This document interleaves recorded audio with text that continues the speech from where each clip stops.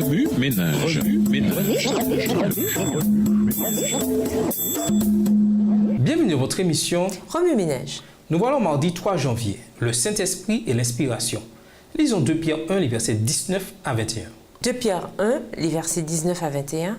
Et nous tenons pour d'autant plus certaine la parole prophétique à laquelle vous faites bien de prêter attention, comme à une lampe qui brille dans un lieu obscur jusqu'à ce que le jour vienne à paraître et que l'étoile du matin se lève dans vos cœurs. Sachant tout d'abord vous-même qu'aucune prophétie de l'Écriture ne peut être un objet d'interprétation particulière, car ce n'est pas par une volonté d'homme qu'une prophétie a jamais été apportée, mais c'est poussé par le Saint-Esprit que des hommes ont parlé de la part de Dieu. D'un bout à l'autre des Écritures, les prophètes de Dieu se réfèrent au Seigneur en tant que source des messages qu'ils transmettent à son peuple. Des expressions telles que « Voici ce que déclare le Seigneur » Exode 4, verset 22, « L'Esprit du Seigneur s'exprime par moi » 2 Samuel 23, verset 2, et « Je reçus cette parole du Seigneur » Jérémie 2, verset 1, dirigent les regards vers l'auteur du message. Dieu communiqua ces messages aux prophètes par le Saint-Esprit au moyen de rêves, de visions, de pensées et d'idées. Au temps biblique, la communication divine se faisait par le biais d'un rêve ou d'une vision, selon Nombre 12, verset 6. Quand il y a parmi vous un prophète, moi, le Seigneur, je me fais connaître à lui et je lui parle au moyen de visions et de rêves. Le processus de la révélation s'accomplit à travers l'inspiration. C'est tandis que le prophète est inspiré du Saint-Esprit que Dieu lui communique son message.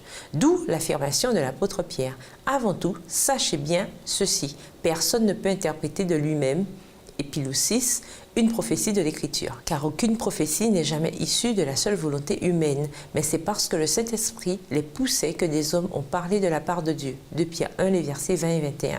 Le terme grec traduit par pousser est phéro, ce qui signifie aussi entraîner et porter. Ainsi, de ces hommes de Dieu parlèrent tandis qu'ils étaient entraînés par le Saint-Esprit. Cependant, le message donné par le prophète est exprimé dans un langage humain selon la culture, l'éducation et le mode d'expression du prophète. C'est ce qui nous permet de différencier les différentes personnalités des auteurs bibliques. Par ailleurs, l'inspiration ne cesse pas dès que le prophète a reçu le message. Le Saint-Esprit guide aussi la façon dont le message est exprimé, choix des mots, ainsi que la manière de le communiquer. Certains théologiens croient en une inspiration plénière ou verbale. Ceci suggère que Dieu dicta ses messages mot à mot, en totalité ou en partie, à ses prophètes. Cependant, si c'était le cas, les personnalités des écrivains bibliques ne ressortiraient pas. Des éléments de preuve indiquent l'inspiration de la pensée plutôt que l'inspiration plénière. Remue ménage. Dans quel but Dieu choisit-il des hommes aux capacités aussi variées pour porter son message? La cause de Dieu aurait-elle été mieux servie si celui-ci avait choisi des individus plus éduqués tels que l'apôtre Paul? À quels autres défis peut-on se heurter quand on conclut que l'inspiration des Écritures est plénière, mot à mot? Au revoir. Et à demain si je veux. Remue ménage.